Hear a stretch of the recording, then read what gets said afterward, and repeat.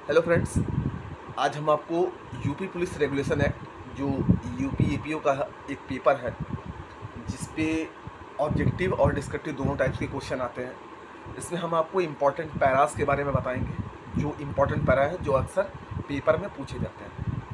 तो चलिए हम शुरू करते हैं। जिससे इसमें पुलिस रेगुलेशन एक्ट में पैरा 1 जो क्या कहता है कि पुलिस विभाग का प्रमुख महानिदेशक पुलिस जो राज्यपाल का सलाहकार होता है, ये पैरा 1 के अंतर्गत आता है। फिर बात करते हैं पैरा 4 की। तो पैरा 4 जो होता है वो सहायक महानिरीक्षक राजकीय रेलवे पुलिस, ये पैरा 4 कहता है। पैरा 5 में आयुक्त आता है। पैरा 5 में आयुक्त।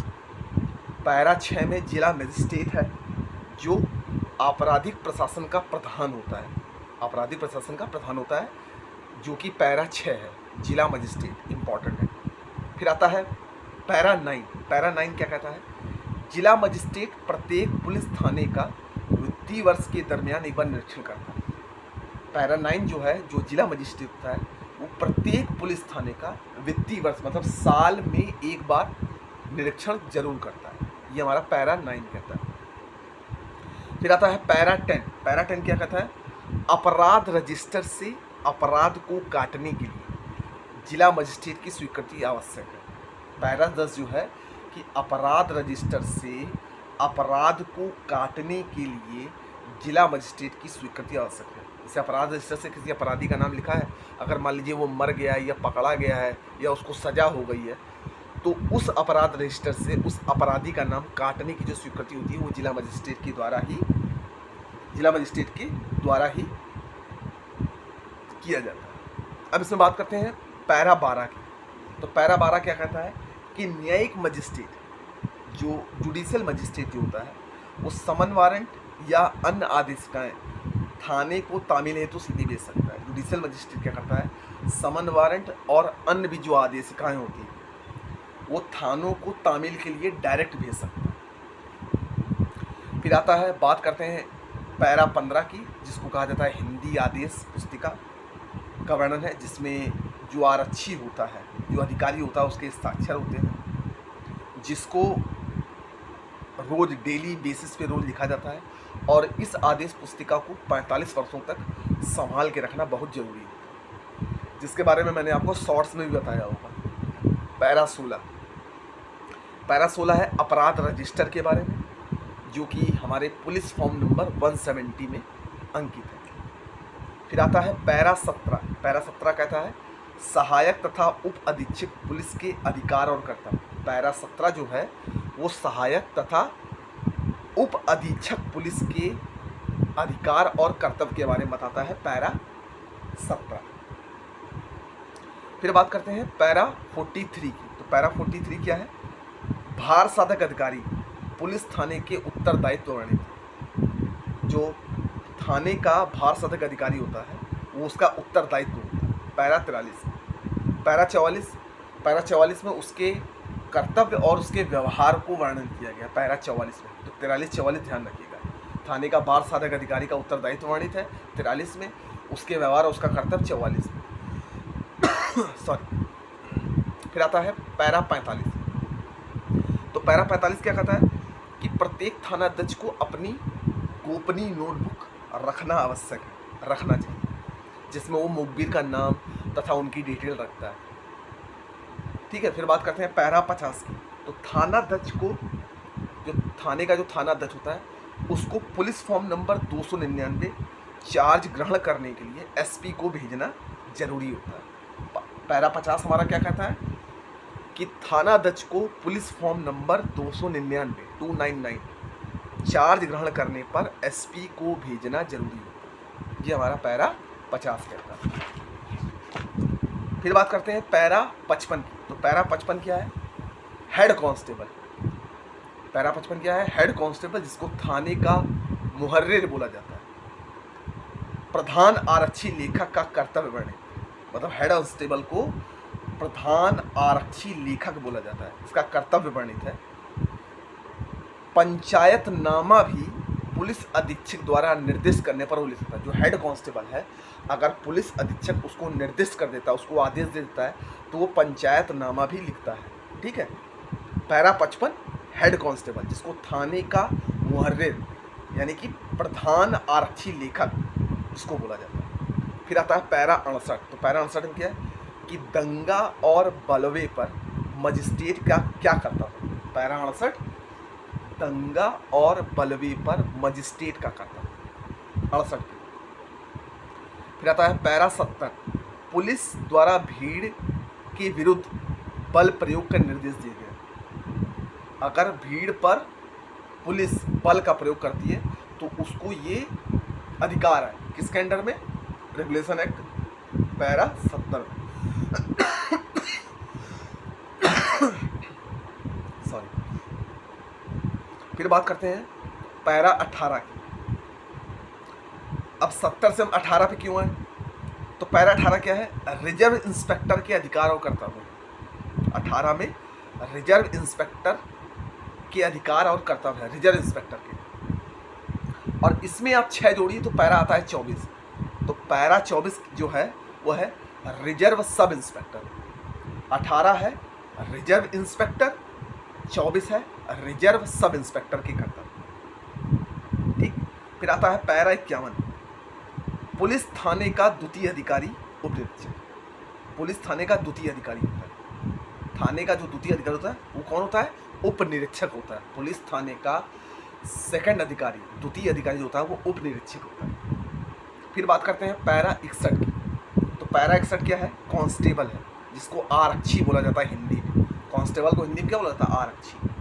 विशेष अवसरों के सिवाय सशस्त्र नहीं होंगे। अगर कोई विशेष अवसर है तभी उसके पास शस्त्र होंगे, अन्यथा नहीं। फिर आता है 62। कांस्टेबल की संतरा पहरा ड्यूटी का कर्तव्य है।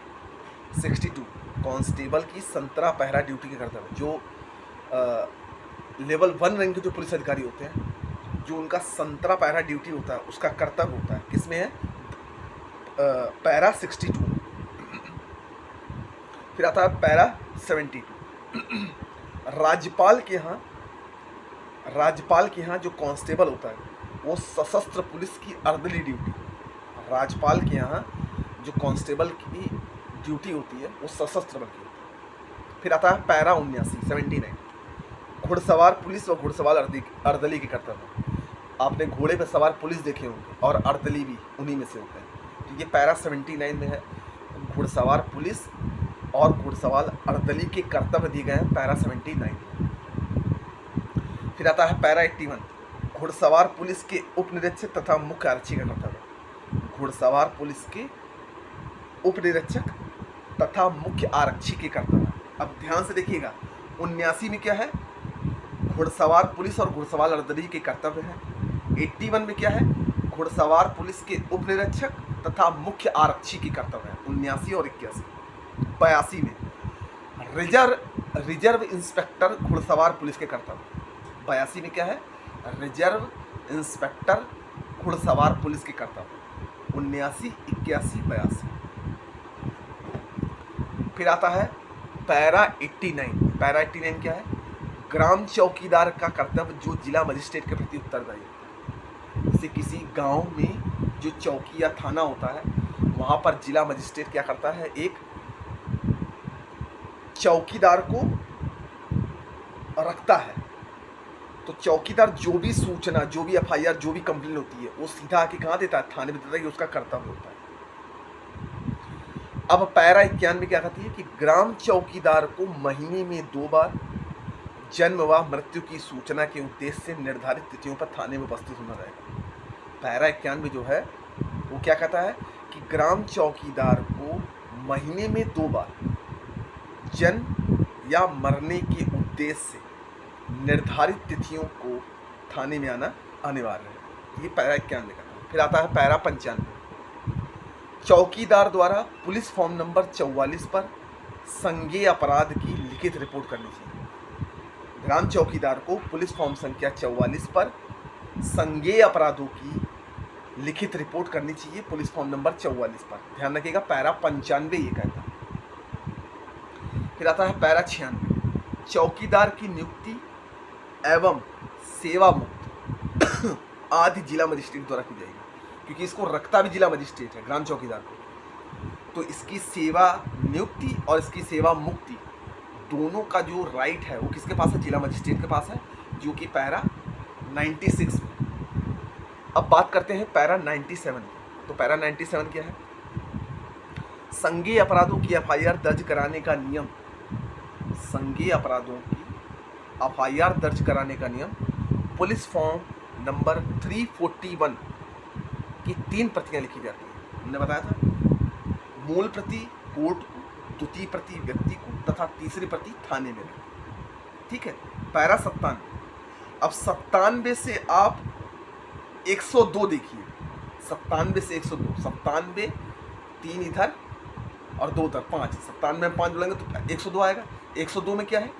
असंज्ञेय अपराधों की सूचना अंकित करने के लिए पुलिस फॉर्म नंबर 347 को वर्णित करनी होती है, जिसकी 2 प्रतियां, मूल प्रति रजिस्टर या द्वितीय प्रति सूचनाकर्ता, मूल प्रति रजिस्टर पे होती है, द्वितीय प्रति सूचनाकर्ता के पास। तो 97 में क्या है? संज्ञेय अपराध, पुलिस फॉर्म नंबर 341। 102 में क्या है? असंज्ञेय अपराध, पुलिस फॉर्म नंबर 347। संज्ञेय अपराध में 3 प्रतियां, असंज्ञेय अपराध में 2 प्रतियां, एक मूल प्रति रजिस्टर की, दूसरा सूचना प्राप्त करता। और संज्ञेय अपराध मतलब पैरा 97 में 3 प्रतियां, पहली कोर्ट को, दूसरी थाने पर और तीसरी उस पीड़ित को, विक्टिम को। फिर आता है पैरा 106। तो पैरा 106 क्या कहता है? अन्वेषण को घटना स्थल पर पूरा करने की, इन्वेस्टिगेशन को घटना स्थल पर पूरा करने की प्रक्रिया पैरा 106 में दी गई है, जो कि CRPC 157A के सिवाय। ये पैरा 106 कहता है कि इन्वेस्टिगेशन को घटना स्थल पर पूरा करने की प्रक्रिया है, पैरा 106। अब आता है पैरा 107, इन्वेस्टिगेशन ऑफिसर की ड्यूटी, अन्वेषण अधिकारी की कर्तव्य, पैरा 107 में दिया गया। पैरा 106 में क्या दिया गया था? कि इन्वेस्टिगेशन को घटना स्थल पर पूरा करने की प्रक्रिया। 107 में क्या है? इन्वेस्टिगेशन ऑफिसर की ड्यूटीज है, मतलब कर्तव्य है, पैरा 107। फिर आता है पैरा 108, अन्वेषण अधिकारी को केस डायरी में प्रविष्टियां करने का विवरण अंकित है, जिसका पुलिस फॉर्म नंबर 342 में CRPC 372 में स्वीकृति है। ठीक है। पैरा 102, इन्वेस्टिगेशन ऑफिसर को केस डायरी, दो टाइप की डायरी होती है, एक जनरल डायरी होती है, केस डायरी होती है। तो केस डायरी में सारी रिपोर्ट का ब्यौरा, सारी रिपोर्ट की डिटेल उसमें अंकित करना, विवरण करना अंकित है, पुलिस फॉर्म नंबर 342। फिर आता है पुलिस पैरा 115। तो पैरा 115 क्या है? अन्वेषण अधिकारी द्वारा मृत्युकालिक कथन अभिलिखित किए जाने का विवरण 2 सम्मानित व्यक्तियों के सामने व हस्ताक्षर व अंगूठे का निशान लगाना चाहिए। पैरा 115 क्या कहता है? कि इन्वेस्टिगेशन ऑफिसर द्वारा अगर उस घटनास्थल पर कोई ऐसा आदमी मर गया तो उसकी डिटेल वहाँ पर खड़े व्यक्ति, 2 सम्मानित व्यक्ति का अंगूठा व हस्ताक्षर दोनों लिया जाएगा इन्वेस्टिगेशन ऑफिसर द्वारा, जो कहा जाता है मृत्युकालिक कथन।